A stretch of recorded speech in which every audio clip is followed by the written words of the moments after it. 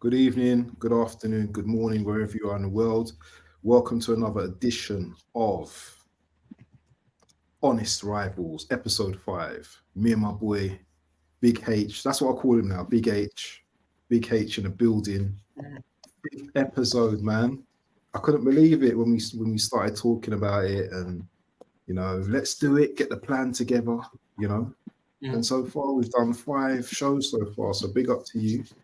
We've got a special guest today. Hannah keeps bringing all these guests, man. I feel so happy when he brings different guests every week. Introduce your guest, man. Introduce your guest.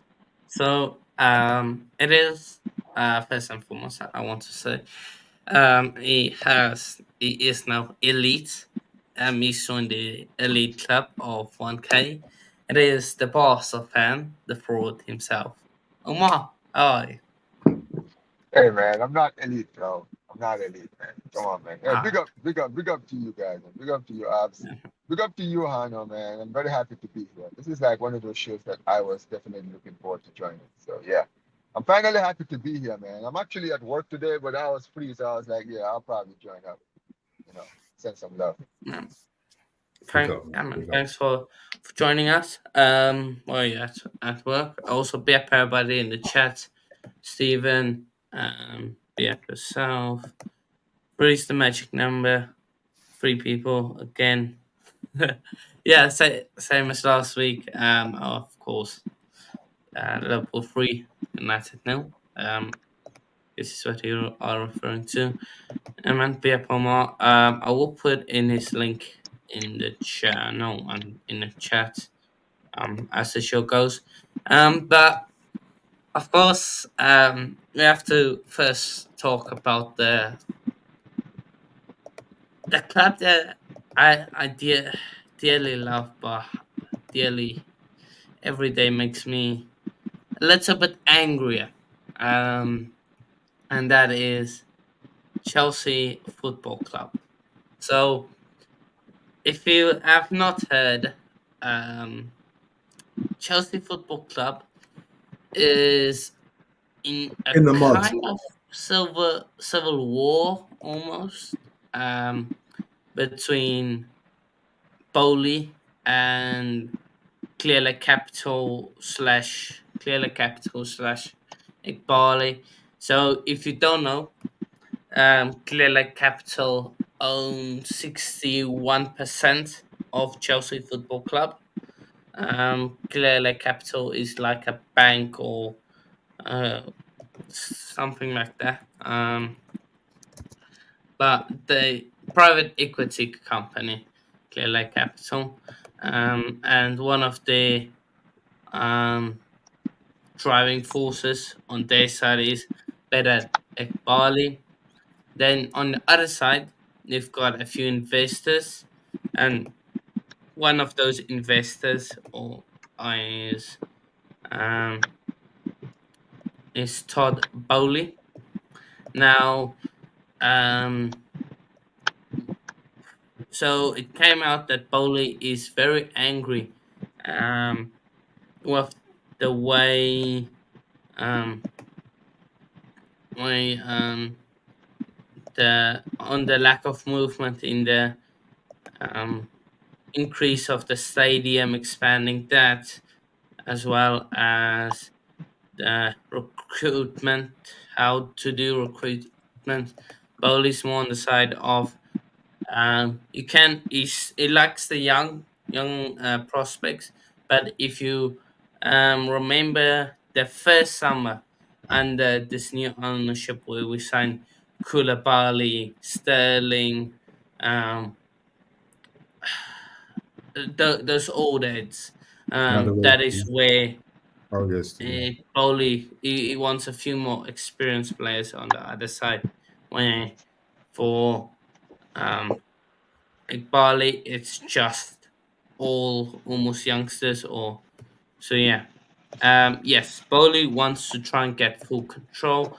He believes, in his opinion, him and a few others has the ability to buy out the shares of Clear Lake Capital and become the sole owners. Um, it came out earlier today that Bolu won't take a no for that. And so yeah, I just want to also get a few,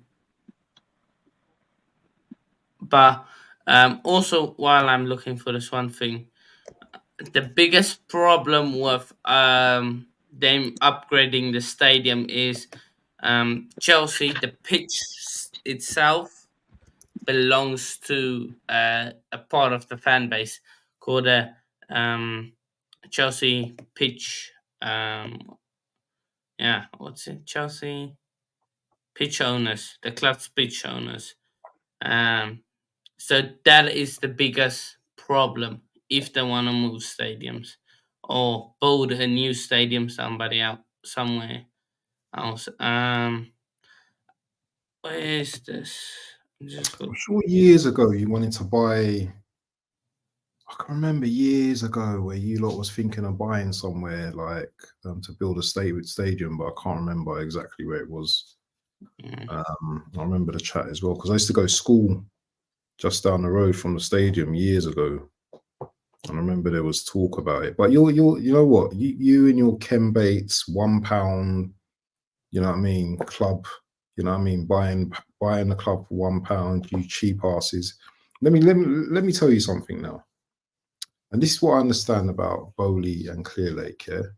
So Bowley, he wants to bring in like experienced players, yeah, but he wants to like spend a lot of wages now. But if you look at the way the structure of the clubs are going now, you know, with all this PSR and all this nonsense coming in, you know, they're looking at you know, players' wages. You know, they obviously they want to bring that cap of wages down, you know, for clubs with all teams in the Premier League. And I just feel that if Bowley kept on going the way he was and buying, you know, experienced players, paying them 200, 300 grand a week, you guys will be in trouble. You guys will be in a lot of trouble. So I, I get the Clear Lake as well, where they're buying players and putting them on big wages as well. But the model seems a bit confusing between both of the, you know, both of the owners, because one wants, you know, that ultimate Roman success from previously, where, you know, you buy strong players that compete year on year out, and then you've got Clear Lake that just wants to, you know, just okay, we're building something for the future. So it's a very confused mentality right now in terms of like what's going on at Chelsea, and I'm here for it. I love it. I love it. And I would not expect anything else. So, I have put the stuff in the chat as well, but I will read it out. So this What? was So hold on. a day of, yeah. Go on. Go on. No, so okay, so this is honestly what I think about this whole situation, right? Because I understand, you know, apps obviously it's trolling, but you see, when it comes to this situation with Chelsea, right? I get like the whole idea of trying to build with younger players, but the problem is this is Chelsea Football Club, and Chelsea are a team that is that is trying to challenge for the elite. They're trying to challenge for the league, trying to challenge for the Champions League. All of these trophies. The problem is you can't sit there and ask these fans to be patient for players that they don't know if they're going to make it to the top or not. Now, don't get me wrong. It's a good idea to buy all these up-and-coming young players because it's fine. But the problem is, it's the club that you're doing it in where you have to ask the question. So I understand where Todd Bowley is coming from. However, Todd Bowley as well, I can't really agree with the whole thing of trying to sign all of the experience because you've tried that before. You know, when you brought in Sterling, he flopped.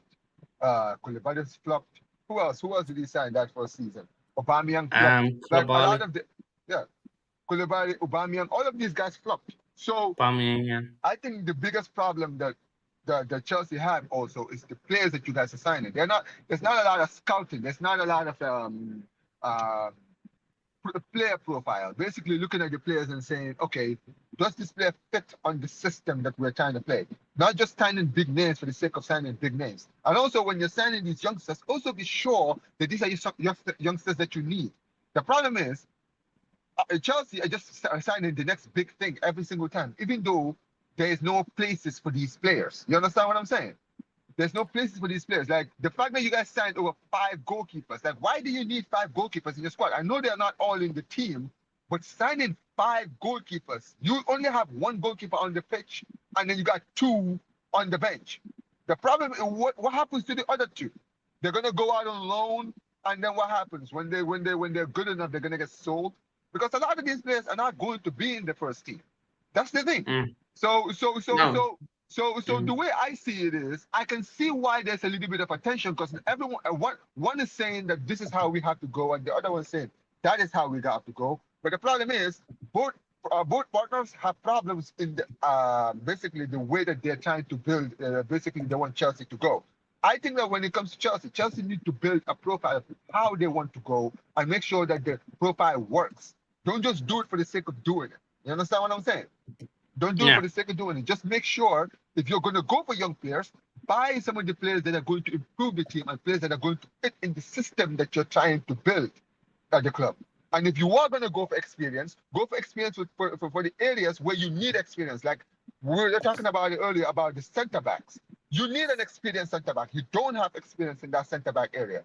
I believe that when it comes to this summer, the one area you guys should have been looking for experienced players should have been at the centre back area to replace Thiago Silva, right? But you didn't do that, and that is the issue.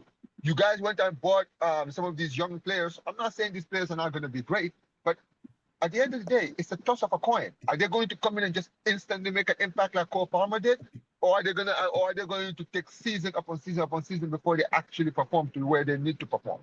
You understand what I'm saying? So yeah, this is unfortunately the problem when it comes to Chelsea. It's a big issue. If you're a Chelsea fan, this is not something you want to hear. You understand what I'm saying? Because you got both of your owners basically having opposite directions, and as a result, this is bringing tension between inside the club. So yeah, that's what I think. But you spoke there about signing young players. I think the reason of signing young players is we wanna grab these youngsters almost for the lowest price possible before their prices skyrocket to like your 80s, 90s, like it was with Caicedo. If I'm not wrong, United could have signed him with 2 million or something. He went with 115. Haaland, the same thing. So I think we want to try and stop that. We have definitely overkilled on it. But see, this is the problem. This is the problem, Hannah, right? The problem Because is, we are stockpiling. no, I understand Like that, but so. here's what I think the problem is, right? I'm not saying that buying these youngsters are not good. The problem is, it's not just buying them for the sake of buying them. You need to buy them to know that, okay, these guys are going to get in the team. You understand what I'm saying? Not that, No, it's going to take definitely. them 2, 3, 4 years before they get in the team. The problem is, when you look at example for a club like Brighton Hove Albion, right? Brighton are the club that usually do this, where they go and get their scouts, you go to these continents, find these gems, and then bring them in. But the thing is, when they get these gems are not just being put on the bench or sent on loan. They're getting into the team. They're getting on the bench. They're having game time, right? When they brought in Caicedo came in right away, straight into the team. McAllister, straight in the team, right? El Ciso, straight in the team. All of these players, right, whom we didn't know before they signed them. Mitoma, another one, right? All these players who are very young when they come into the team, right? It takes them time before they for clubs like Chelsea, it is gonna take time because there's pressure in joining a club like a Chelsea. The problem is joining a club like Brighton, there is no pressure. There they can have an environment where they can actually like develop. You understand what I'm saying? So I see what Chelsea are trying to do. The problem is you're doing a Chelsea where the pressure is a lot harder. The pressure over there is ridiculous. You understand what I'm saying? So so when it comes down to it, you need to know where you are. I'm not saying that you should completely scrap the development. You can do the youngsters, but also bring experienced winners around those youngsters so that those youngsters can be able to perform. You look at Real Madrid, that's what they're doing. Real Madrid, when they got in Vinicius, Rodrigo, all of these players, right, from Brazil, they had the winners around them who they could learn from. That is why when these players were able to gel in the team a few years later and they were given the opportunity to gel. But the problem is, Chelsea, what they're doing is they're just throwing these youngsters in the team and just expecting them to figure it out. Yeah, Yeah, true. no problem. It's true. Um, Yeah, I just wanted to add. Jeff seems to miss. Go on, Hannah. Just seems to miss at Chelsea at the moment. Last 2 seasons said in the long term, Chelsea will be successful in the long term if Bowley learns from mistakes. It's a left feeling, but got my doubts. See, that's the thing. It's not just Bowley, it's the others as well. Because, like I said, Bowley only has like 13% um, um, Stake. stake. There you go, stake in the club. So, yeah. The thing is, you guys got a good first 11, and as some of the chat has said, yeah, all you guys need really is a goalkeeper, probably an experienced centre back to play with Badiashile or Colwell or whoever, and a striker. But you've bought, just loads of young players that, literally just for profit, literally just to sell on later on. And who knows? Who knows whether these players are going to be good or not in the future? They may be in the No, go ahead. No, I was finished. I'll finish what's it. No, so that's the point I was trying to make when it comes to Chelsea, right? When you look at Chelsea, it's not just about, like, if you think about why they're buying all of these young, because they're not just buying like one or two or three. No, they're buying like so many players. Like right now, if you look at the Chelsea squad, right? If you factor like the players who are out on loan, all of these players all together, Arsenal squad is over 50 players. Right? Come on, not all those 50 players are going to get in the Chelsea team. So it's very evident what Chelsea are trying to do, which is that they're trying to get profit. Listen, at the end of the day, this is an American thing. I am an American, so I can tell you this.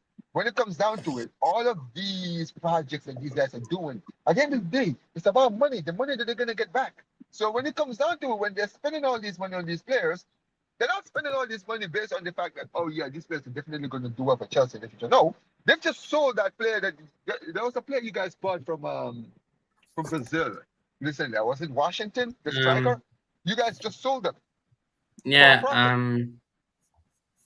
To Al Nassr. David Washington. Yeah, David Washington. And that left winger as well. That left back as well. What's his name? He went to is it Villa? He's a decent player as well. Madsen. Yeah, very good player. And that's my point. And Madsen is actually a player who would have done well for Chelsea this season. Angelo. That's Brazilian winger. But see, that's the thing, right? The fact that this is what I'm trying to say. When it comes down to it, Chelsea, what they're trying to do is that they're trying to spend all this money, right? And it's fine, right? But the problem is, we know what they're doing. There's a certain players that are going, like if you think about the players who I think have a future at Chelsea, are the players who have been bought for the big bucks. The players who basically the club has spent so much money on, those are the players that are going to get in the team, like the Nkunkus, and Enzo Fernandez. You have players like Caicedo. These are the players who have a future at the club. All these players that have been bought for 20, 30, 20 million, 15 million, 10 million, these players are not going to be there forever. These players are being bought for profit. That's why they've been sent out on loan. Because when they have a good loan season, they can basically sell them off in the following season. It's how it works when it comes down to this. No, it is. But just want to highlight the key differences between Iqbali and what's his face? Iqbali and Bowley.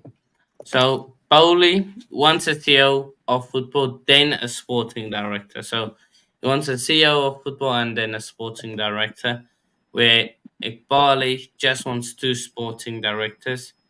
He wants them to make the decisions, Bowley, where Barley wants the directors to feed up to him.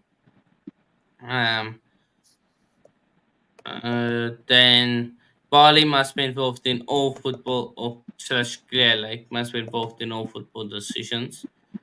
Where Barley does not think owners should be hands on day to day. Clear Lake can be more ruthless on managers. Where Bowley wants the stability thing. That I think comes down to Poch.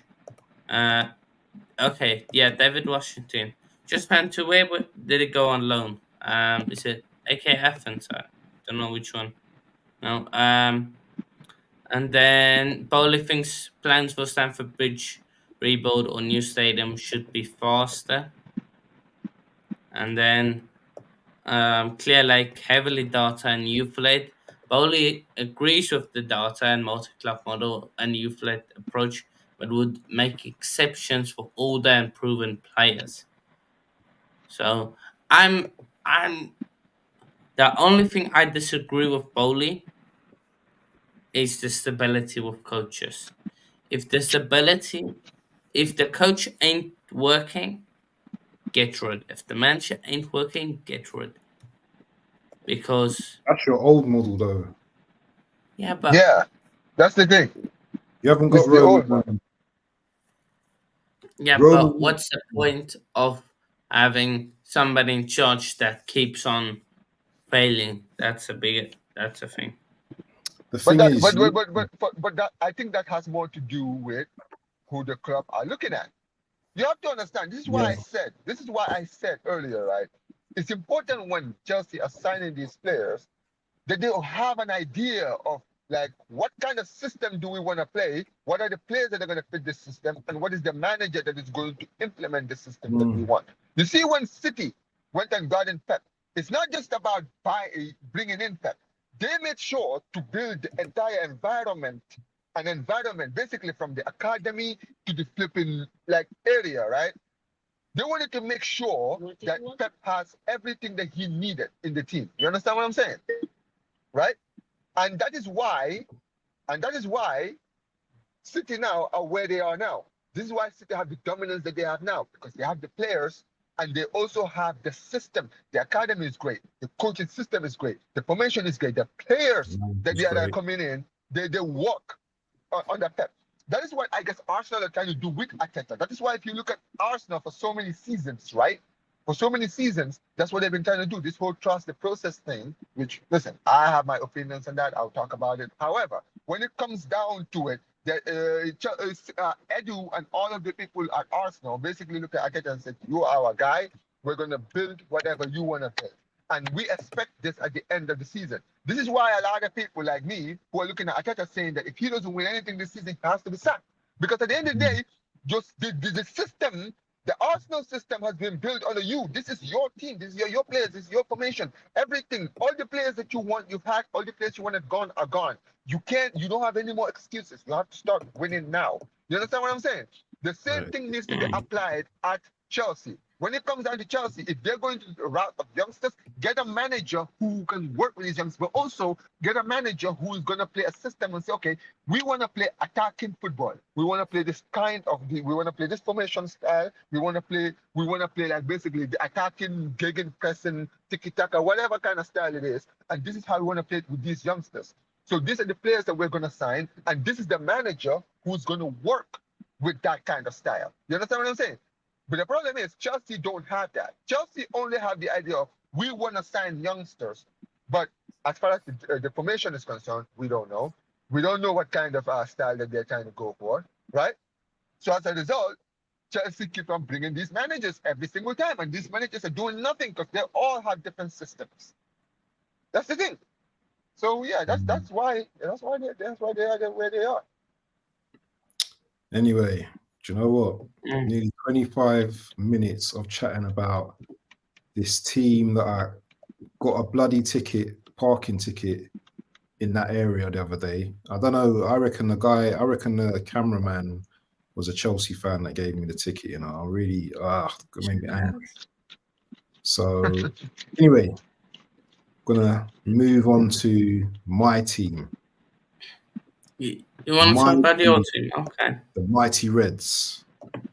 The mighty Arsenal. I tell you, we're talking about Liverpool. Same. Do you know what? Hey. Listen, let me tell you something. What you're gonna hear comes if you've seen any of my streams. What you're gonna hear come out of my mouth, it ain't gonna be no positive spiel about my team. So I'm not one of these. I'm not one of these positive. Hey, Arsenal. I'm not one of these. Let's hear it. Very critical. We love to hear it. Very Let's hear it. critical. Let's hear it. Because I've been critical of your club too. So yeah. So, as you know, Odegaard out for the North London derby. Mourinho can't play the North London derby. Rice suspended for the North London derby. We have an injury crisis right now, and you cannot look past the manager for the decisions he's made or decisions he's not made in the transfer window. Yes, injuries happen with every club. We know that. But to go to Tottenham this weekend, followed by the game against City next weekend, it could be a nightmare. It could be the next 2 weeks. I might have to just go on the run, you know.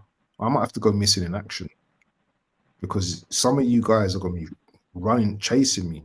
You guys are going to be looking for me because anyhow my team lose to these cockerels, yeah, this Sunday. Oh my God. Let me tell you something. I am going to do a stream, yeah, where I'm going to be so angry, mate. I'm telling you, we cannot afford to lose to Spurs this weekend because if we're not going to hear the end of it, yeah, I will not hear the end of it from these Spurs guys. Now, do you know what? I don't care. Right. We might not have all our players midfield come Sunday, but even then, I am still confident of beating Spurs. I'm still confident. Yes, they got Solanke coming back, and yes, Spurs have a good team. I'm not going to diss Spurs. You know, I think they're a very good attacking team, but they can get got up with their high line. But the problem is a Jorginho and Partey pivot in midfield. Who's playing in front of him? Is it going to be Havertz? And we've got Jesus coming back. This team just stinks, yeah, at the moment, yeah. And I cannot see us winning this game. I can't see us winning this game. Maybe a draw, but I cannot see us winning this game. So I don't know. I just think, you know what? And you can't stop injuries, you know. Obviously, Declan Rice done something stupid when he got sent off. But still, you still have to have players that are going to step up. I don't want to hear no one talking about Waneri. He's too young, you know, especially to just throw him into the North London derby. Odegaard, he's not been sourcing this season. Arsenal have not been playing well anyway this season, start of the season. I know it's 3-4 games in. We've not been playing well. And we're supposed to be going for the title for the third season in a row. It's not going to happen. City are going to walk away with the title. This season is going to be even easier for them. It's going to be even easier for them. Unless Liverpool have the gonads and they can go all the way. That's the only challenge because we're not challenging this season. But anyway, I've said what I had to say. You can chat, my boy. You can chat over. Okay, so you see when it comes to Arsenal, yeah? Oh man, where do I start with this team? Anyway, let's start from the beginning. Let's talk about the transfer window, right? So you guys spend the whole transfer window basically dilly-dallying over certain players, right? And then you basically wait all the way to the deadline day, and then you go and sign a player who you guys had no plans of signing before the transfer window started, right?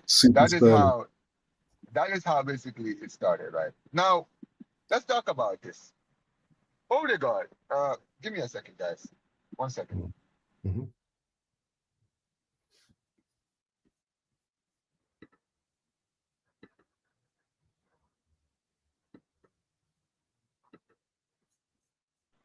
Yeah, Anyway, I might apologies as for well. that. No, I'm back. Sorry about that. I was actually someone was talking to me when I was at work. Anyway, what I was saying was this, right? You see, when it comes down to it, I get Odegaard, right? I'm sorry, you're right. He has not had a good start to the season now. But the problem is he's the only midfielder of his kind that you guys have. You understand what I'm saying? Mm. And unfortunately, this is something that you guys put on yourself because you guys didn't actually go out and actually buy an attacking midfielder who could work with it. In fact, you guys Eze. got rid of, yeah, you guys could have Got Eze. gotten Eze. Fabio Vieira is gone, right? So the only attacking midfield option that you guys have is Kai Havertz and Zinchenko.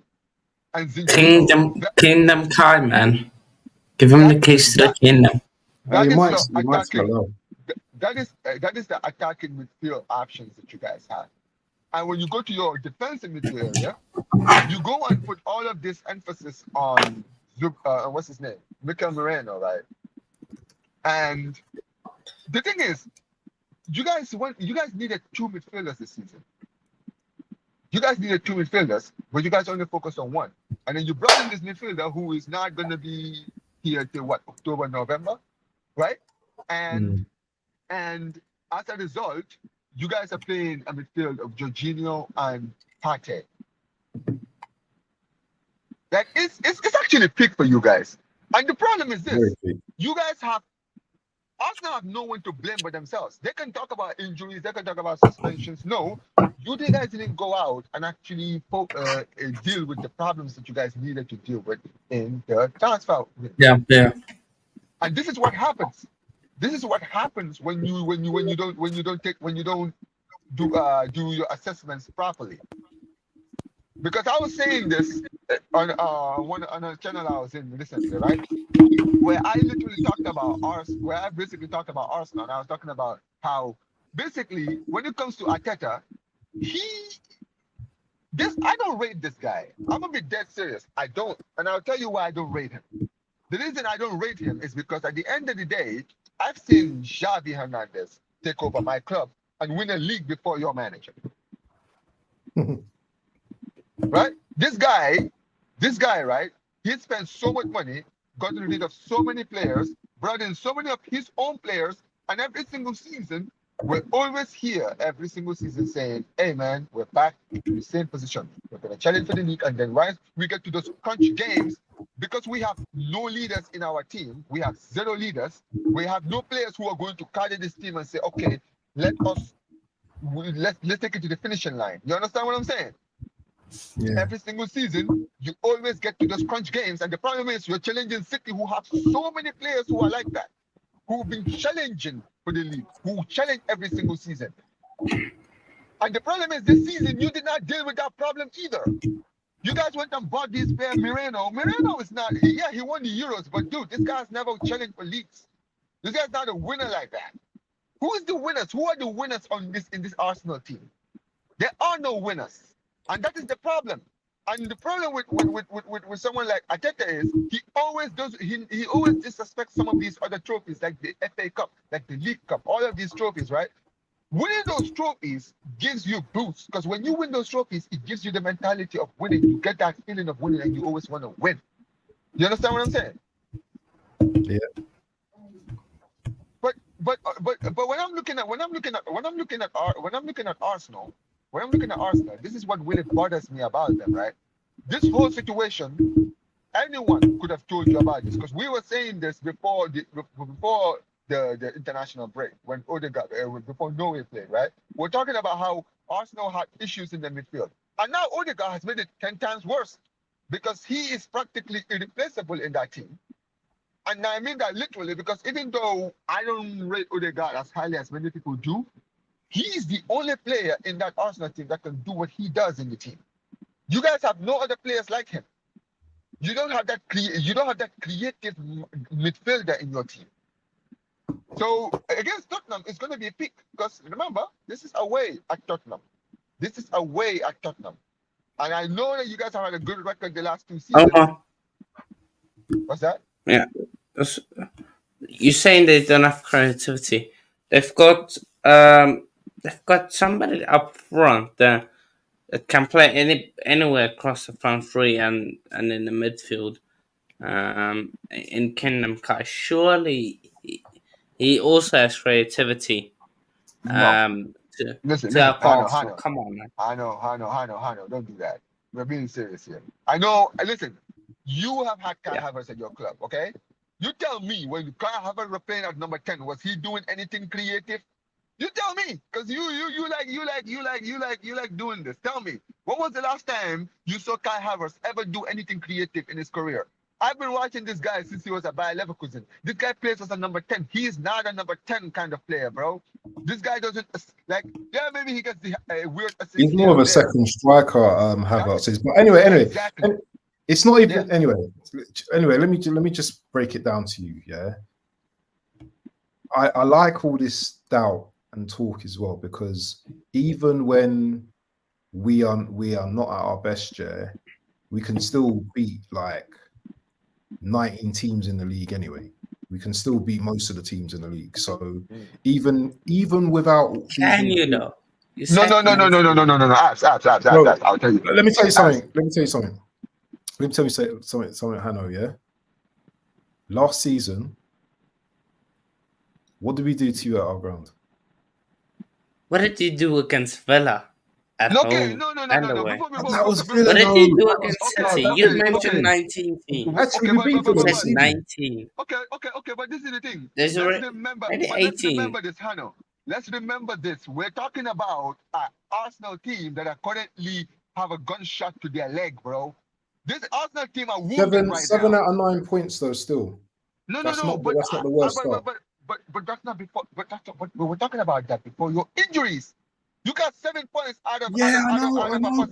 but No. But let me be clear. I, 7 points I out of 9. can 7 points out listen. of Omar, 9 Okay, with let a me Omar, break fully it Omar. fit down. team. Let me What? say something. Okay. Let me say something. Before you go, Let me say something. do you know who your next 3 games is against? Tottenham, City. Do you play you as well? Champions League. No, you're playing in No, Champions no, League no. as well. That's a Champions League game. Yeah. I don't So know. you guys have Who's that so, against? so Who's you the guys can Atalanta away. You're so yeah. You don't Okay, fear Europa okay. League Atalanta. No. champions. You don't Hold fear on. Atalanta, mate. Okay, They're a good team, but we don't fear them. okay, I'm gonna call out the fixture, right? So you're playing Tottenham this Sunday, right? Yeah. And then you're playing on Thursday. You're playing against Atalanta Up the away. Spurs. Then on Oh, is it? Sunday, We're playing the Champions League before City, then, yeah. yes, Yeah. and Yeah, then Before. Wednesday. and then 3 days after that Champions League game, you're playing City away, Mm. and then you play Bolton, and then after Bolton, then you guys have to play against Leicester. Yeah, So the those. Bolton game is I'm not here, worried about Those are that. and then easy. Leicester, We and then only after care about Leicester, these 3. and then after Leicester, you're playing Paris Saint-Germain. So Yeah, basically, you got no. I'm So not how scared long? of Paris Saint-Germain. I'm No, not no, scared no, of no, Who no, Paris. no, cares no, no, about no. Okay, who but cares the about problem. PSG? Small club. Let me say this. Right? Because I am the guy here who is standing on the non-biased point of view. The problem with Arsenal is this, right? Arsenal, when they have a fully fit team, can beat most teams. They can. But that's what I'm saying here. The asterisk is on the fact that they have a fully fit team. When Arsenal have one of their key players out injured, it's always been a problem. And that is what this whole issue with having Odegaard out brings to your team. Because I know Declan Rice will return, but even if Declan Rice returns, right, and you guys have that Partey Declan Rice partnership, I that's all don't. good and great. But you don't have an Odegaard type of midfielder in your team. Kai Havertz is not that kind of player. Zinchenko can't do his job. Saka cannot do his job. All of these players that you guys have in your attack cannot do Odegaard's job in that midfield. Mm. And And then you have to understand, Odegaard is vital to what happens to your attack because he's the one that orchestrates everything. You understand what I'm saying? And without him, this could become a to huge add on problem that, going forward. Let me say I something. want Yeah, go on. to add on what Omar said. Yeah, I want to see what Saka does because usually if Saka doesn't take on his man, he passes it to Odegaard, who recycles the ball, and you guys start again. I want to see that, but also Odegaard, even though he's so bad sometimes, yeah, sometimes he stinks up the gaff. When he's on it, he's on it, Of and course. he can destroy everyone. That's the thing, especially against in some of the big games. So I know he hasn't been performing well, but there's Odegaard's here and whoever you have is here. That's the big difference. And you don't have, if you have, let's say you play Jorginho, Partey, Havertz, or Anwar, it, it's such a significant dip. Even though Odegaard is horrible sometimes, there's still a level of No one's not. well, No one's not debating what Odegaard brings and doesn't bring to the team. But what I'm stating now is, do not underestimate Arsenal without all these midfielders, because we still have a team capable, of beating teams. So remember, we've got Sterling coming in, we've got Trossard, we've got Saka, we've Raheem got the Dream Jesus, icon. we've got Jesus as well. Yeah, do you know what I mean? Maybe Arteta is going to be more pragmatic with his style, and play on a counter-attacking, type of mode where we just maybe sit back, and then counter-attack. Saka always has good games against Spurs. There's certain players that always can pick off these Spurs teams. Now Spurs will play with a high line, we know that, and Yeah, we know. Arsenal can cook high lines. Yeah, so as much as I have this negative feeling that, we haven't got the midfielders, Arteta will know what he's doing. Yeah, Arteta's got belief in his players. Yeah, and I don't think we'll be going there not confident. I still believe that we can go there and cook them. Even though we've got midfielders, I still believe we can beat them. Look, yeah, I'll say this, right? You see, you see the problem is this, right? Because we were talking about last season. You know what the difference between last season and this season is? Unfortunately, Abs. It's the fact Sorry? that you've got it. No, you know how basically earlier you were talking about like how even though sometimes you don't have some of your, even when you have injuries, you still have a good team and all of that, right? And I don't disagree with any of that, right? However, the problem with Arsenal this season is Arsenal are very depleted because of these injuries. Because this is the thing. If you guys have kept ESR this season, if Odegaard's injury would have been less of a problem because you guys could just bring Smith Rowe into the midfield. You understand what I'm saying? Yeah, but it's No. maybes though. But That's no, if but buts and maybes. No. But we know before he left, before he went to Fulham, right? ESR played as a number 10. Right? That is why he could not get in the team, because Odegaard was in the team. However, when Odegaard was not in the team, ESR would get in the team. You understand what I'm saying? So this injury to Odegaard, if ESR was there, a lot of the fans might have been more relaxed, knowing that maybe ESR is not as good as Odegaard, but ESR is one of your. He's very. You know what the thing with Smith Rowe is? Smith Rowe is was very injury prone, but I actually think he's a better bowler than Edin Saka. On his fit day. When I remember when they were both coming up, I rated Smith Rowe higher than Saka. You understand what I'm saying? I believe that. No. Smith Rowe is one of my favorite players for Arsenal. That's my problem. But injuries kind of just derail like his growth. You understand what I'm saying? And that's why I'm looking forward to seeing what he does at Fulham, because I do believe that there's still a player there and he can still perform. You understand what I'm saying? Now, if you guys get rid of ESR, that's fine, right? But this is the problem. If you are trying to challenge for the league, and it's the same problem that I have. No. Let me say this, because that is what Arsenal's ambition is. Just because now you are more realistic, because you've seen the transfer window, you've seen everything, and said, yeah, we don't have a team that can challenge for the league with all due respect. We do have a good team, but we just don't have the team. We don't have the squad. You understand what I'm saying, right? Yeah. And you're not wrong, because that is a lot of the problems that a lot of these Arsenal fans are mad about. Because the idea is we're supposed to be challenging for the league this season, but we have not gone out to the transfer window and actually buy the players that can help us challenge for the league or win the league this season. You understand what I'm saying? And that is something that has to fall on the manager. Oh, 100%. Because at the end of the day, you have been challenging for the league for the last 2 seasons and you've won nothing. Nothing. You guys have ended the season last 2 seasons winning an absolute number of 0 trophies. You understand what I'm saying? For the last 2 seasons. This season, there is no excuse. I don't care if it's the league. He has to win something, because if he doesn't, Listen, he needs to be sacked. I've said it from last season. Yeah, end of last season. If you don't win anything, he needs to go. He needs to get out of my club. Even last season, I wanted him out. So I'm not one of these Arteta lovers type of guys. But And I think, at this moment, I think it's unlikely that you get. I'll be honest with you. I think it's less. You're more unlikely they to keep win that him. in the They season, keep him. because I'm gonna be real. I'm gonna be real. The last 2 seasons, you guys had a better squad than the one you have this season. This season, you got rid of your players, some of the players that would have been squad players. So your squad players are gone. That's the problem. And it's important to have squad players when you're trying to win anything. Forget about winning the league, but trying to win anything in football, you need to have a good squad. It's not just about a starting 11. And the problem is, Exactly. this guy did not focus on building a squad. He didn't go out there and buy squad players who are going to accommodate some of the players who might be injured or suspended. You understand what I'm saying? And as a result of that, people call this manager great, but he's not great to me. He's just, there's only one great manager in the league, and that's Pep.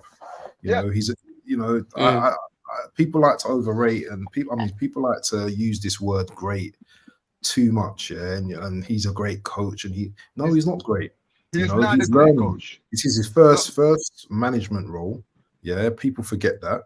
People seem to forget as well is that they think a manager like Arteta is unreplaceable. I don't believe that as well, because look at the things he's doing. Look at the mistakes he's making, which another manager probably wouldn't make that same mistake.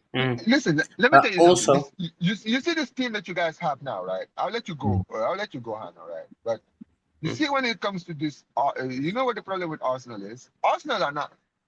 As a guy who's just watching from the outside, right? Arsenal are not far off challenging or winning the league. They actually have a good team. There's just a few areas that you guys need to sort out. It's not hard. That's the problem. It's not hard. Right? It's not like you guys need like 5 to 7 players, bro. Like for me, I'm looking at the Arsenal team. I'm saying what Arsenal need is a goal scoring striker. They need a goal scorer in that attack. If they have a striker who can score goals, right? Who can put them 20 goals a season, they will win the league. If they had another defensive midfielder in their team who can stay fit, right, and play alongside Rice, right, they would win the league. That's the thing. These are like 2-3 players that we're talking about here. And it's not like it's unrealistic for Arsenal to go out and actually buy these players. People are trying to talk about Arteta this, Arteta that. I'm sorry. You see this whole Arteta thing. The only reason Arteta gets all of this buy is because he worked under Pep, and people basically just choose him as the prodigal son, as the next big thing. That's bullshit. I'm sorry. Yeah, if he was the prodigal son, he would have won something in the last 5 years. He's only won 1 FA Cup, and he won it with a squad that wasn't even his. So I'm not hearing this. Emery's team. Yeah. So there you go. There you go. Go ahead. Also, I think this transfer window, you can't blame Arteta. I think the blame is on Edu and the guys upstairs above Arteta this transfer window, because you guys didn't sign the players you needed. But Omar, you are a boss fan. Would you take Arteta if you didn't have fancy flick? Hell no. Why would he take him? Why would he take him? No. Okay. No need to explain. No need to explain. No, I know. I'm not even going to explain. Let me tell you something. Right? No. You see, any big club with any ambition of trying to win, would not have stuck around with a manager like Arteta for as long as they did. Any club that is trying to challenge for league titles, right? That is trying to challenge for Champions Leagues, basically any trophy in the world, they're trying to challenge the elites, would not have stuck around as long as Arsenal have stayed with Arteta. If he went 1 season, no trophies, first season, okay, you won the FA Cup, thank you, all right, cool. Following season, you almost got relegated, but you got us out, all right, cool. Third season, what? Europa League, all right. Fourth season, you take us to the Champions League, challenge for the league, you bottled it.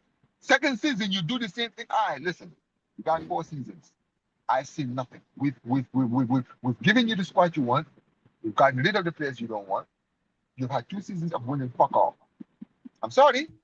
It's time for us to look forward. Exactly. Time Okay. for us to move forward. Yeah. All these people that are living, let me tell you No. something. All of these people that are trying to you see all of this. This is all a bunch of bullshit. Because I'm telling you right now, all these people that are trying to say, "Oh, Arteta would have worked at Barcelona." People are trying to bring this fraud to my club. You think this man would ever survive at my club?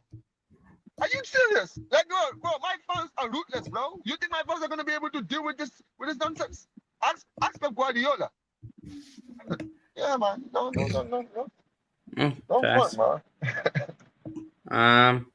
But we've talked about what 25 minutes now as well.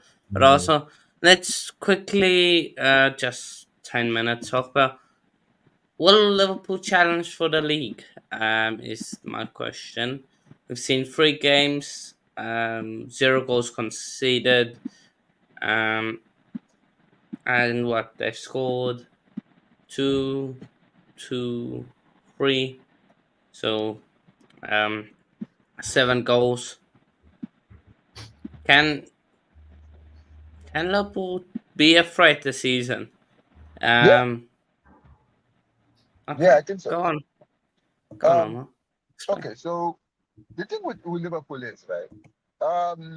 Obviously, I don't think they had a good transfer window, and for that reason, a lot of people, I guess, were just saying, but Liverpool this and Liverpool that. However, the thing with Liverpool is they have kept a lot of their core players, and a lot of the core players started the season well. Like Salah has started the season well, Trent has started the season well, Shota has been doing his thing. You understand what I'm saying? Luis Diaz is in good form right now. And Arne Slot has actually been able to like implement his style very quickly in this team. Right? Honestly, I do believe because I do rate Arne Slot. Like I rate Arne Slot higher than I rate someone like Arteta. I've rated him since he was at Feyenoord. Like a lot of people who didn't know about this manager have had a lot of things that they've said about him. You understand what I'm saying?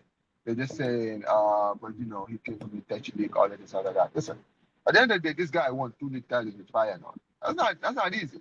I watched him when last season because Yankuba Minte was at Feyenoord, and I was actually watching them a few times. They're very entertaining, bro. Like they go for like, bro, it's not like the style of play, like, is not that different from that of clubs. You understand what I'm saying? It's not the same, but the high intensity, high attacking football, you can see that, especially in their last game against United. You understand what I'm saying? And Hi, Jose. because of that, Hi, and Jose. Yeah, stop. big up, big up, big up. Anyway, when it comes to Liverpool, I do believe in my heart that they do have a very, very good team. And because I'm looking at how basically, unfortunately, Arsenal are looking right now, United don't look good. You guys don't. You guys haven't had a good transfer window, but it seems like it's gonna take time before your team gels. If I'm gonna be honest, I don't. I think that Liverpool are more of a threat to the league title to a City than I would put Arsenal. So yeah, I think that Liverpool are definitely there. Okay, then I think Liverpool will have a good chance. But for me, they are one injury away in the midfield from playing Sabozlai or Endo next to McAllister in the 6. Um, and the centre backs, I think if they try to get when they start getting injuries, I think the system is better because it isn't just this on the transition way. It's just Van Dijk and um, the other centre backs defending in the transition. It's actually the whole team. So I think the system is better. It's just a case of keeping players fit. And if the squad depth is there for them, if they do get maybe Superman in January or somebody else, because um, it's so far been 3 games, 1 game a week. What happens when they start getting um, what's Champions League games, FA Cup, Carabao Cup games? What does that mean?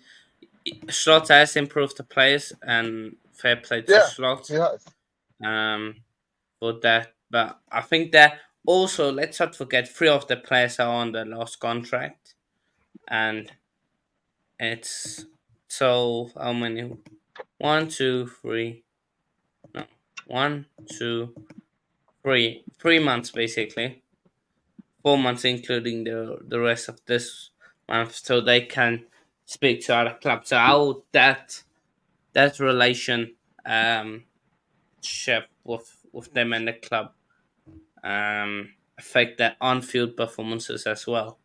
So I think there is a possibility they can. Question is for me, can they keep the players fit, and how will the contracts of Salah, Van Dijk, and Trent affect their on-field play? Yeah, let me Well, chime in on Liverpool. right. Let me Yeah, go ahead. chime in on Go Liverpool. ahead. So, will Liverpool challenge? Liverpool literally challenge like nigh on every season. Obviously, they had a couple of seasons where they didn't do great. The thing about Liverpool is they've got a world-class goalkeeper, a world-class centre back in Van Dijk. Still, I don't care what anyone says; it's still world-class in my book. They've got a world-class right back in Trent, and they've got a world-class, can call him a right forward, right winger with Salah. With those type of players in the team, there always going to be a chance of this team being, successful, whether it's in the cup or whether it's in the league. The only issue I've got at this moment now is that Liverpool haven't really played anyone of significance right now. They've played Ipswich, they've played Man United, who are shit, and they've played who's the other team they played? They played Ipswich. Was it Brentford? Brentford, yeah. Yeah. Brentford are media as far as I'm concerned. They're all right, but they're not a top team. The test for me for Liverpool is when they come up against like obviously my team, a Man City, even a Chelsea. That's and Villa. These are the type of teams I want to see how Slot performs against these kind of teams.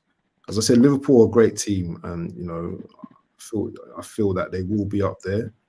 But also, I don't get the hype right now because we're only 3-4 games in, and anything can change. A couple of injuries, contracts, fallouts and stuff. Players losing form. These things can happen. So, I'm keeping it humble with Liverpool at the moment. And yeah, they are a DM. They are missing a DM as well. If they can get a Zubamendi in January, these guys will be cooking. And if they can keep Jota fit as well, that's the key for me. If they can keep Jota fit throughout the season, they've got a very good chance of challenging. But Jota, as we know, is a player that gets injured very easily. So Liverpool are a great side. They're a great side. And Chris knows. Make sure you go and sub to Chris. I think he's not too far away from 800 subs. Yeah, make sure you all go and sub to my guy. Yeah, we want to get him at 1K before the year's out. Big up everyone. Go subscribe. Big up Chris, man. So yeah, and he knows how I feel about Liverpool anyway. Do you know what I mean? I think they're a great side and stuff. But yeah, let's see how these guys get on, man. Go on. Who's gonna say something? I see what you mean. But you just mentioned it. You see, when it comes to Liverpool, right? What Liverpool have over, I guess, a club like Arsenal is that they have winners who've actually won with the club. Yeah. You understand what I'm saying? And some of their key world-class players are still in the team. And yeah, I know, we can talk about injuries and stuff like that. That is true. But I think that when it comes to our, like you mentioned, Liverpool are always that team that they're always there and thereabouts. They're always there and thereabouts. Always around that. Like even last season, people talk about Arsenal and City challenging for the league, but Liverpool were also in the title race for a while. Mm. They were. It's They kind of fell Atalanta, off. the Atalanta and Crystal Palace game kind Yeah. of derailed them, and then That's what they just derailed got it. But they were there and thereabouts. And They're people always seem there. to forget. And that's what people seem to forget. Like this team last season were in the title race. So the fact that, I guess maybe it's because they were kind of looking at them in the transfer window, wondering like the fact that they didn't sign any players, they didn't sign any key players. And also, let's talk about it. They've signed Federico Chiesa, who we don't know how he's Oh going to yeah, do. yeah. They got Chiesa as well. So Chiesa comes into the team. If he works out for them, that could smell trouble for the rest of the league. For the rest of 100%. the attack. Imagine if they had a good, because the thing with Chiesa is I think he's a good player. Oh, he's a Right? very good I player. think like he's had his injuries obviously, but we saw him in the Euros a few years ago. He was a very, very good player. So if he can bring back that kind of form in this Liverpool team with Salah and Jota in the team and Luis Diaz, right? Like I They'll be know cooking. Darwin Núñez is still in the team as well. And you look at that midfield, yes, they may not have the number 6 that they have, but listen, at the end of the day, last week people have been talking bad about Endo, but Endo was actually very good for them last season when they signed him. Yeah, no. When he come in, Right? he done well. He did his job. He's not world class. He may not be top class, but he's still somebody that does his job and does it well. Gravenberg has had a good start to this season, right? I know Szoboszlai is another one who has his bozo moments, but he had a good game against United. So we will see how these players perform. And like we mentioned, this is a new manager, so we don't know how these players are going to do under this new manager. We don't know. And that is, and so far they've all started well so far under the new manager. So I'm looking at it this way, and I'm like, with the issues that Arsenal are having, and we don't know how City are going to do. Because even though, like, I was watching the Netherlands game, and Nathan Ake actually came off injured, so they also now have an injury on their defense. So you're looking at all these issues, and you're saying they got Vardio though. Vardio can cover that left and centre back. no, but we know this. This is why we keep saying every single season they're going to challenge for the league. Because at the end of the day, they have a squad to challenge for the league, unlike Arsenal and like this Liverpool and every other team. And that is why I do believe that when I'm looking at all the other teams in the league, I think that with all the problems that all these other teams are having, it's only going to come down to the team with the most consistency. And I think that Liverpool that's why I think that Liverpool out of all the teams that we've mentioned, with all the mess that is happening to the other clubs, I think that if Liverpool can have their consistency, who knows? But I still do believe that City are going to win the league. However, it's really peak for the league, really, because it really sucks to be in the Premier League right now. Be a Premier League fan right now. Of course, Dashvili is for next season. So Chiesa, Abs rates Chiesa. I think he's washed. 25. No way. Nah. Is it? No way. He's had injuries. His injuries record is what is a problem. However, whenever he actually plays to his best, he actually does a job. And that is why it is a problem if he does stay fit. Yes. When last did a player who had injuries like he has performed afterwards? What do you mean?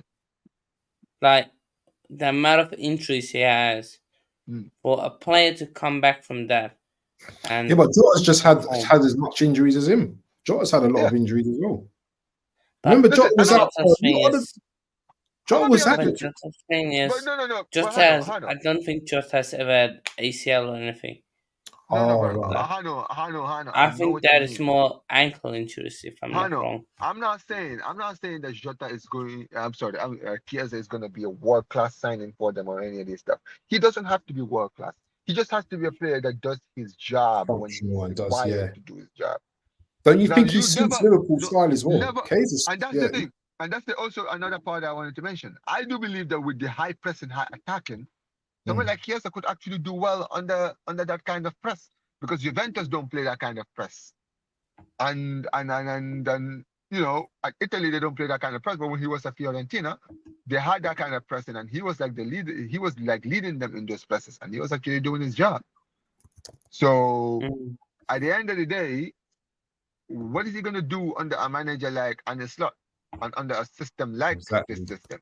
Because when you look at Liverpool, that's what Liverpool have always been doing. Like if you look at when Salah plays for his country and when he plays for his club, two different players. When Mane plays for Mm. his country and when he plays for his club, completely different players. Like even Jota, when Jota signed from Wolves, I remember when he signed, I actually thought he was going to be a very very good signing for them because I did rate him when he was at Wolves. He was actually very very good over there. But you saw him when he came to Liverpool, right, and played under this manager, under club, and under the high press. He actually started so well, bro. He was like one of their best attackers, and then he had started having injuries. But even with all the Mm. injuries that he's had, when he's been fit, he's actually been like one of their best attackers Mm. behind Salah. But the thing is, the only big injuries he had was a calf injury Uh-huh. 2 seasons ago. Kept him out for 24 games. And a knee ligament tear for Mhm. 13 games.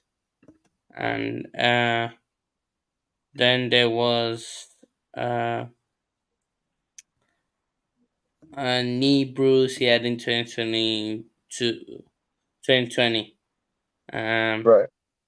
Then there was a hamstring injury, but he was only out for 5 games of Liverpool But month. I know what you mean, So Hannah. But you he, just he mentioned hasn't had major injuries, but I get why you number. mention him, and fair enough to him for recovering and getting to that level. So I understand. I fair know what enough, you mean, but Hannah. I know what you mean, Hannah. yeah, But but also, let's but see, Hannah, man. Let's see. But Hannah, let me say this, right? And I'm gonna conclude with this. Even with all those injuries that you mentioned about Jota, right? Those injuries, right? Don't underestimate like how those injuries what that does to the body.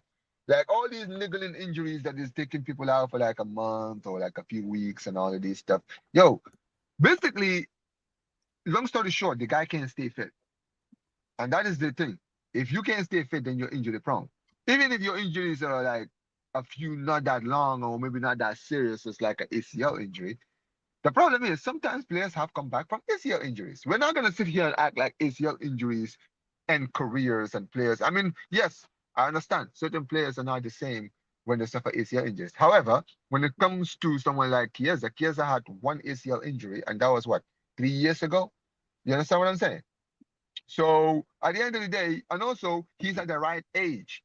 He's not like it's not like he's in his 30s. He's like 30, 31, 32, and he suffered this ACL. Then maybe you can say, all right, cool. I see what you mean. I can see why there's a worry, but he's 25.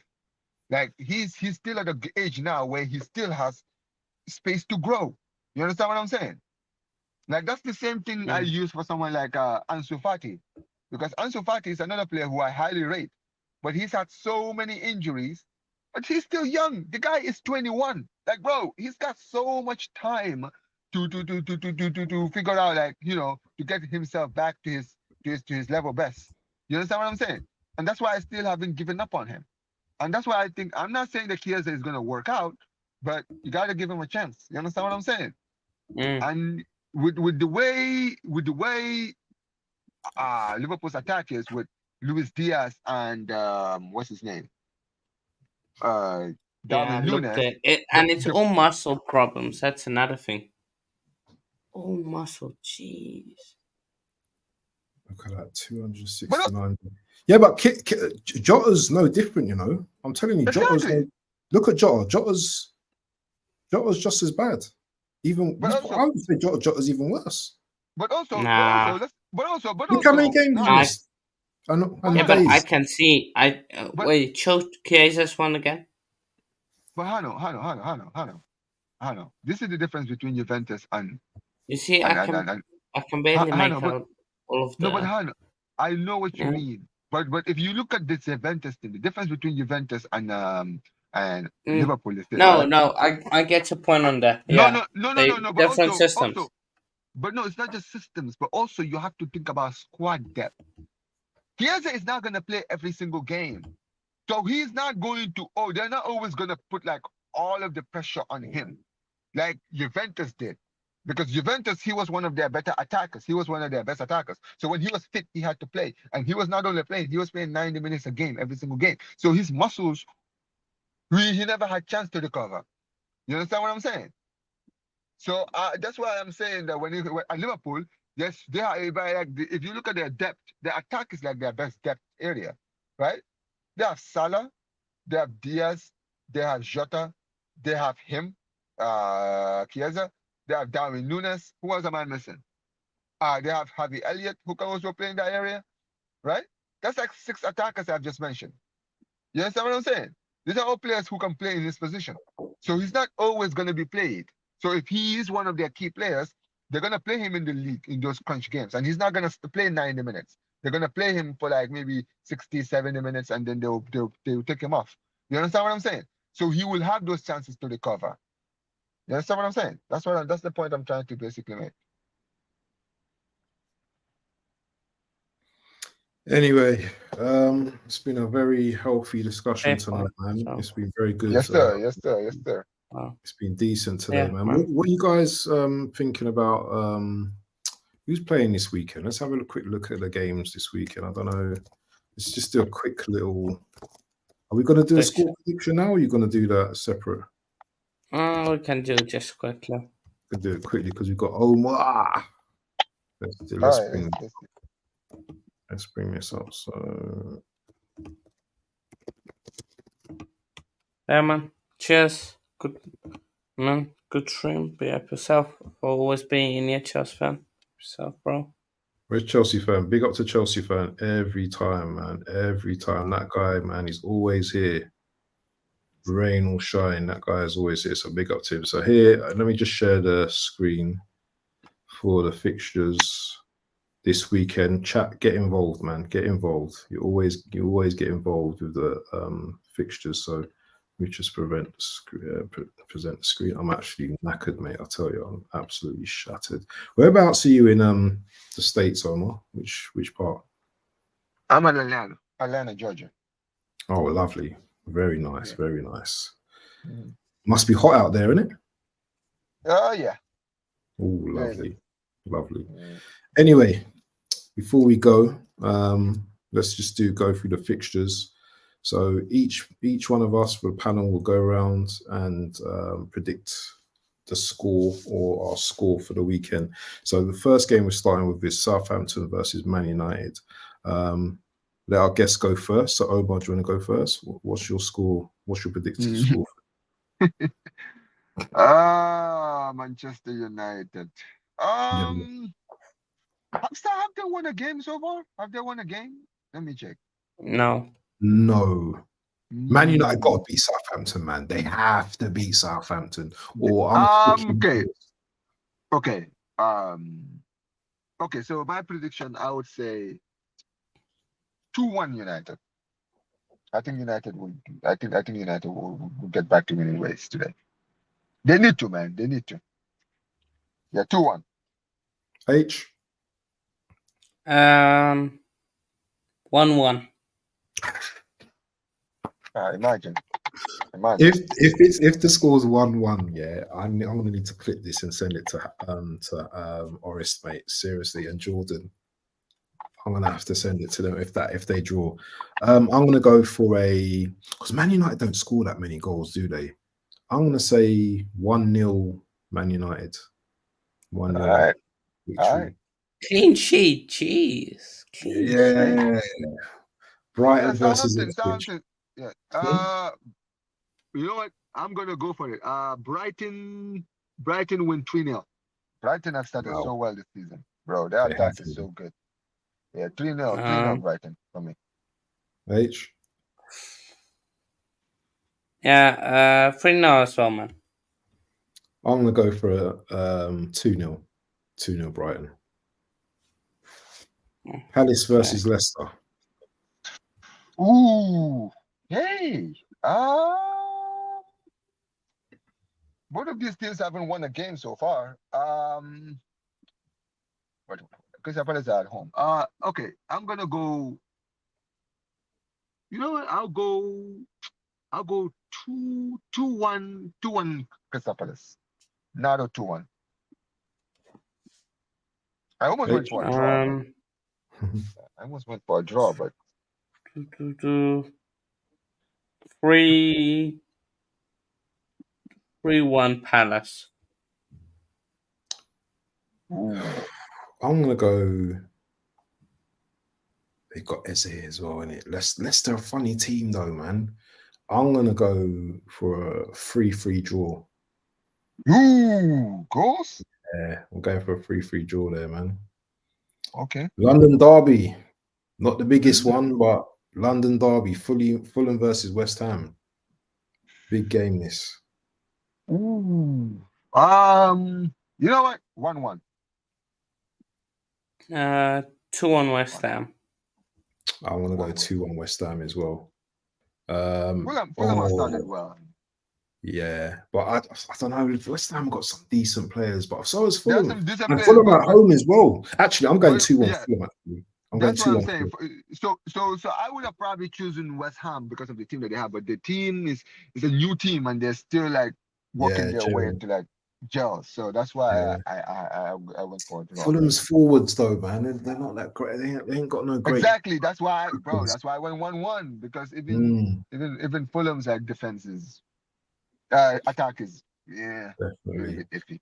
Hey, this game here, this could be a nightmare for Forest. You know, they might get battered. What do you think? Liverpool against Nottingham Forest. Nottingham Forest have actually had a good start to the season. They've not lost a game, guys. They've had Is it? a win and 2 draws. Oh Not wow! bad. That's actually a very good start. However, this is where their run is going to end. Yeah, They're going to lose. They're going to lose. Yeah. Okay. I'm gonna say, you know what? 3-0. 3-0. 3-0 as well. I'm going 3-0 as well because I can't see Forest surviving there. City versus Brentford. Lock them up.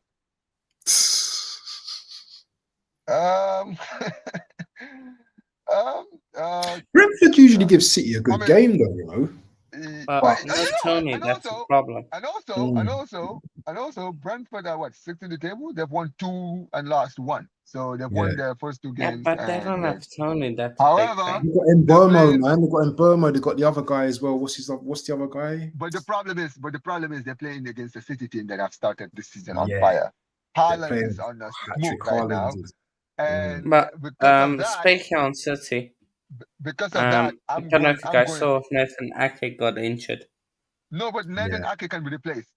The thing is, Nathan Ake can be replaced. I was talking. He's one of their better players, but he can be replaced, and that's why I'm going 4-1. 4-1 because I think Brentford will score. So I would say 4-1. I would say Haaland probably good. Bro, can you imagine if Haaland gets another hat trick? He can, you know. This guy is on like that. He's on that kind of demon time right now. But yeah, 4-1. 3-1. I'm gonna go for 3-1 as well. Villa versus Everton. Whoa! You know what? I'm gonna put a cricket score 5-0. 5-0 to Aston Villa. Because bro, Everton is shit. Everton is fucking bro. These guys are leaking goals like it's no ending, bro. Yeah. Like, bro, this guy, Sean Dyche is getting sacked. Shocking. He's getting sacked soon. Their defense, they've considered. I think they've already considered 10 goals in like their first 3 games. 10 goals. And the thing with Aston Villa is Aston Villa score goals. So that's why I'm like, you know what? No. So I'll probably lower it because I was going to because I'm not going to say 5. I'm going to say 4-0. 4-0. Do it. Because bro, 4-0.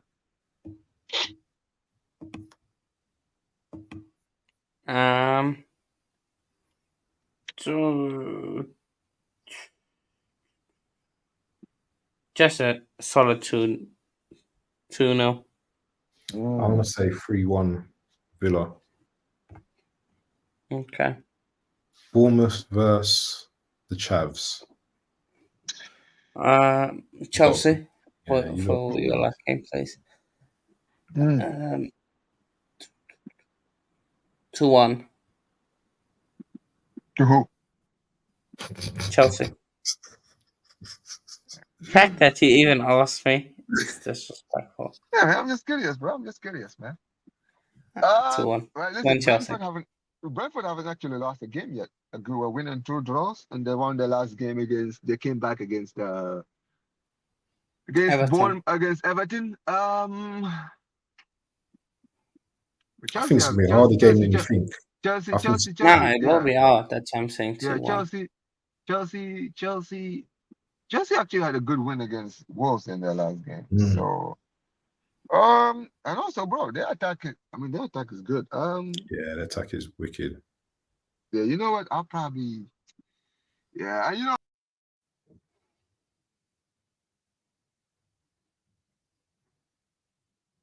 No? You see there? Come on. Nah. He's gone. Yeah, it's gone. It's gone. Just go. Okay. Well, I'm gonna say 3-0 Oh, fine. It's back. to. Oh, he's back. Okay. Oh, One sec. There we go. Sorry about that. I don't know what happened. My whole screen just shut down. Anyway, yeah, 2-1. I think like I said, I wanted to go 1-1, but I think if Chelsea's attack continues the way they are, they're probably gonna win it. So yeah, 2-1. I think Chelsea gonna win this 3-1. 3-1. You know, I Up think the Chelsea. Chelsea. I think they will batter them, to be honest. But Mm. the game of the weekend, no doubt, is the North London derby. There's nothing like this game in the Premier League. Spurs versus Arsenal. Let's hear your scores, people. 3-2 Spurs. You know what? I'm gonna be very real. You see what the problem with North London derby is? North London derby, when it comes to form, it comes out of the window. That's the problem. It's out of the window, and that's the issue. Because even though, yes, Tottenham lost their last game against Newcastle, that is true. But also, like you mentioned, Solanke is back. Bro, your midfield is completely cooked. You guys have They're going no to be up midfield. for it. Spurs are going to be And up that is, for it, and knowing also, these yes, players are out. yeah. And also, let's be honest, Tottenham haven't actually had a start to the season, right? Yeah, okay, they got a win and a draw and a loss, right? Yeah. That is currently. You guys can hear me? Yeah. Yeah. Okay. Tottenham had an okay start, so they've had a win, a draw, and a loss. Okay, so they drew their first game away. They won their second game against Everton, but that was not a surprise, and they lost 2. Okay, so but these injuries, bro, these injuries. Just give us the score, man. Stop waffling. No, but that's the score, point. man. See, this is my thing. This is why I'm so, bro. You know what? I'm so confused because you know why, right? Because this injuries is going to be a problem because it's in one area of your team. That's the problem. The whole injury problem that you're gonna have is in one area. Just say Is Tottenham gonna win no more. No, but I don't. I would, but I don't trust Tottenham's attack. You understand what I'm saying? Okay, then just say 1-1. Just give it a score, man. Yeah. You know what? No, I can't do it. You know what? I'm gonna go for it. Tottenham won 1-0. Up the Tottenham. Okay, so me, I don't think Spurs are going to beat us. I'm going to go for 2-2 draw. Okay. I think Arteta's going to really play a boring game, where he just frustrates Tottenham. It's only if Spurs score early, then I'll be worried. But if we can frustrate them, and that's what I think. That's what I think. I think that Tottenham are going to score early, and then they're just going to just play the game out. And you guys are going to try everything in your power to go forward. The problem is you don't have any creative players in your midfield, and that's going to be your downfall. And that's why the wingers though, man. We've got wingers, we've got Martinelli, we've got players that can. Yeah, but that's my. But I know. Remember they got Porro as well. You know, I know what you mean. But the problem, Martinelli, we've got Martinelli. No, but abs. You have to understand. This is why Odegaard was important because Odegaard is the guy who usually finds those players. Yeah. And if he is not there, I'm not saying they're not going to be effective, but they're not going to be as effective as you It's gonna think be they brute might be. force. That's what it's gonna be, man. It's gonna be That's my brute point. force. We're just gonna run through them. You have to understand. You have to understand also, bro. Tottenham have lost their last 2 times away in their ground against you. So they're going to want to like really get that win. You understand what I'm saying? Yeah, they got Van der Ven back as well. So you know, it's Exactly. gonna be peak. It's gonna So be this peak. this this, this Mickey that's Van der Ven. that's what I'm Mickey, saying, bro. 1-0. That's why I said 1-0. Yeah, that's why 1-0, bro. Safe score, bro. 1-0. What was your score, Hannah? What? This one? Mm. Did you say Spurs already in Arsenal? Yeah, he said 2-1. I said 3-2 Spurs. Do you know what? I'm not talking to you now. Right, Wolves versus Newcastle. 2-2.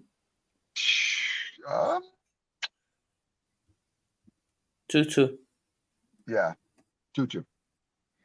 2-1 Newcastle. I think Wolves are cooked at the moment, man.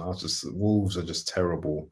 I think Newcastle will go there and give them Newcastle. I know they won their last game, but bro, they haven't started the season well either. So yeah, that's why I said. Yeah, but they've got players that can hurt. Remember, they've got a man like who's the guy up front? Who's the Isaac? forward? Isaac.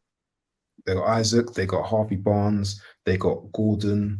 You know, they got players. They got their front four. But this is the thing. I know Wolves lost their last game heavily against Chelsea.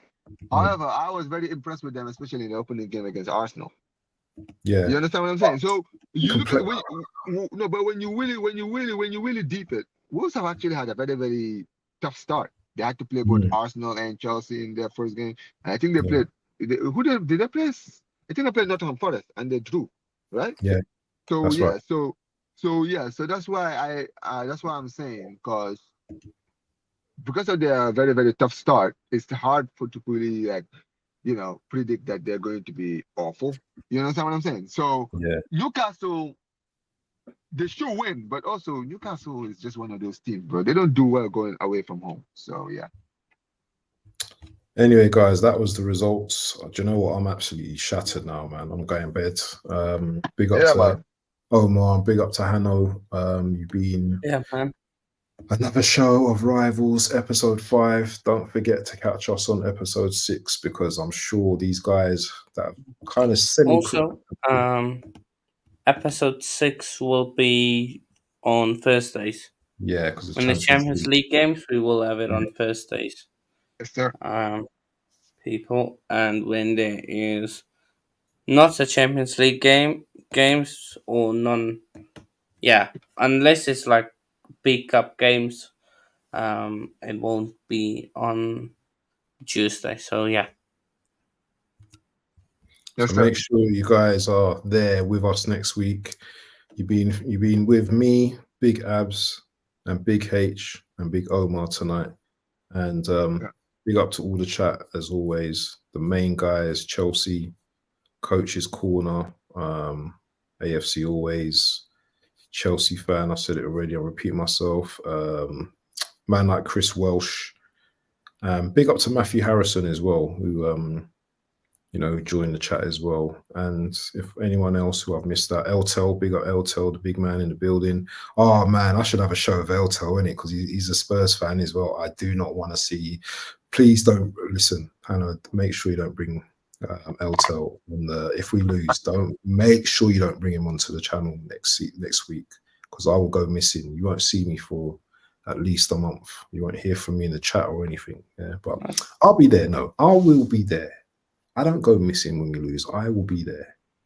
But anyway, for me, just make sure you have other stuff to do because I don't think you'll be talking that stream.